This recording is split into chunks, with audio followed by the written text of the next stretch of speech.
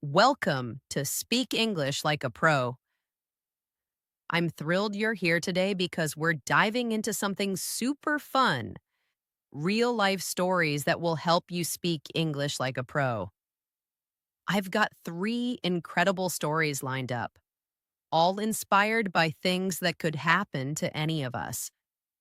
We'll follow Sarah, who had a chaotic morning losing her phone, Tom, who faced a hilarious mix up at a job interview, and Mia, who tried to throw a surprise party that didn't quite go as planned. These stories are packed with everyday words and phrases you can use to sound natural and confident. So grab a comfy seat, maybe a snack, and let's get started with our first story. Trust me, you're going to love this. It was a hectic Monday morning, and Sarah was already running behind. She'd overslept, her alarm failing to ring, and she needed to be at work by 9. The clock showed 8:15, and she was nowhere near ready. She grabbed her bag, her keys, and a half-finished coffee, rushing around her apartment like a whirlwind.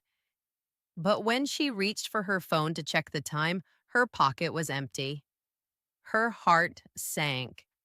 She checked again, digging through her jacket, her bag, even her couch cushions, but the phone was gone. Sarah felt frantic, her mind racing with worry. Her phone held everything: her contacts, her photos, her work emails. She searched every corner of her apartment, tossing pillows and flipping over books. She even checked the fridge, thinking maybe she'd left it there in her morning haze. Nothing. Panic set in, her chest tightening as she imagined losing it forever. What if it was stolen? What if she'd left it at the coffee shop yesterday? She muttered to herself, pacing the room, feeling completely distraught. But then she stopped. She took a deep breath and told herself to stay calm. Panicking wouldn't help. She needed to think clearly. Sitting on her couch, she retraced her steps from the day before. She'd been at the park, sitting on a bench, texting her friend. Maybe she'd misplaced it there. With no clue where else it could be, she grabbed her keys and rushed to the park. Her heart pounded as she approached the bench, feeling distraught at the thought of not finding it. At first, she saw nothing but leaves and dirt. Then, something shiny caught her eye under the bench.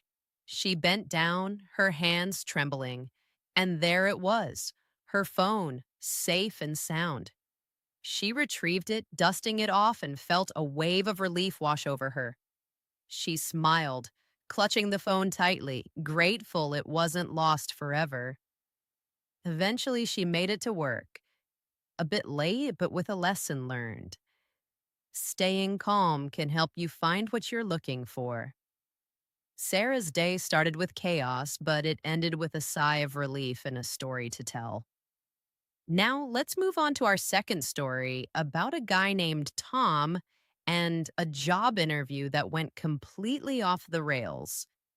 Tom woke up feeling nervous, his stomach doing flips. Today was the day of his big interview at a fancy marketing company, a huge opportunity to land his dream job. He'd spent days preparing, practicing answers in front of his mirror and picking out a sharp suit. He was determined to impress the interviewer with his skills and charm. He arrived at the office early, adjusting his tie and taking deep breaths to calm his nerves. But when he walked up to the receptionist and gave his name, she looked confused. She checked her computer, her brow furrowing, and said, "I'm sorry, we don't have anyone named Tom scheduled for an interview today." Tom's heart dropped. He pulled out his phone, scrolling through his emails, and that's when he realized his blunder. He'd gone to the wrong office. The interview was at a different company, clear across town. He apologized profusely to the receptionist, saying he must have misunderstood the address, his face burning with embarrassment. He bolted outside, calling a taxi and praying he could still make it. By the time he reached the right office, he was 20 minutes late, sweating with his tie crooked. The situation felt painfully awkward as he faced the interviewer, Ms. Carter, who raised an eyebrow but let him in. He apologized again, explaining his mix up, and tried to stay professional despite his rocky start. The interview began, and Tom did his best to answer questions confidently, though his nerves made him slip up. At one point, he accidentally called Miss Carter Mr. Carter, a blunder that made him cringe. He quickly apologized, his face red, but Ms. Carter just laughed and said, "It's okay, let's keep going." Tom took a deep breath and started to recover, focusing on his answers and sharing a story about a project he'd led. He could tell Miss Carter was listening closely, and by the end, he felt he'd made a good impression despite the chaos. As he left, Ms. Carter smiled and said, "You had a rough start, Tom, but you handled it well. We'll be in touch."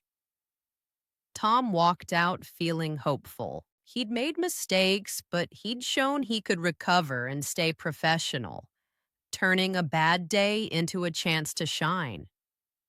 Our final story is about Mia, who wanted to throw a surprise party for her best friend, but ended up with a hilarious disaster. Mia was buzzing with excitement. Her best friend, Lily, was turning 30, and Mia wanted to plan the perfect surprise party. She spent weeks organizing every detail from the food to the music to the decorations, determined to make it a night Lily would never forget. She felt cheerful as she booked a venue, invited all of Lily's friends, and ordered a massive cake with sparkly candles. Everything was set to be perfect. But the day before the party, the bakery called with bad news. They'd lost her order. Mia was disappointed, her heart sinking as she pictured the party without its centerpiece. She didn't give up, though. She scrambled to fix the problem, calling another bakery to order a new cake, even if it wasn't as fancy. She told herself the party would still be great. On the day of the party, Mia was at the venue, hanging balloons and setting up tables, feeling cheerful again. The guests started arriving, whispering excitedly as they hid, ready to jump out and yell, "Surprise!" when Lily walked in. But then something unexpected happened. Lily was late.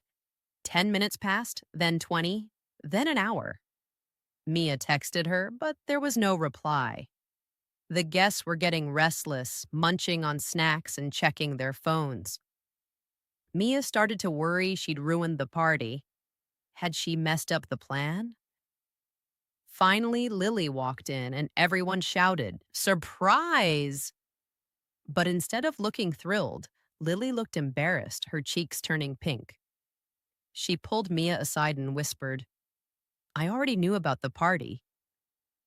My brother accidentally spilled the secret. Mia's jaw dropped. All her effort? And the surprise was ruined? She felt like she'd messed up big time. But Lily hugged her tightly and said, "Mia, this is amazing. I don't care that I knew. It's the best party ever." Mia started to figure out that surprises don't need to be perfect to make people happy. The guests danced, laughed, and ate the slightly plain cake, and the night turned into a huge success. Mia's effort paid off, and she learned that even when things go wrong, good intentions can make all the difference. What a ride these stories have been. We followed Sarah as she frantically searched for her lost phone, learning to stay calm under pressure. We laughed with Tom as he navigated a job interview mix up, turning blunders into opportunities to shine. And we cheered for Mia, whose surprise party didn't go as planned but still brought joy to everyone. These stories are all about real life, those moments we all face, whether it's losing something, making a mistake, or trying to make someone's day special. I hope you enjoyed them as much as I did. And I hope you're feeling inspired to use the words and phrases you heard today. Keep practicing, keep telling your own stories, and you'll be speaking English like a pro in no time. Thanks for joining me today. See you in the next video.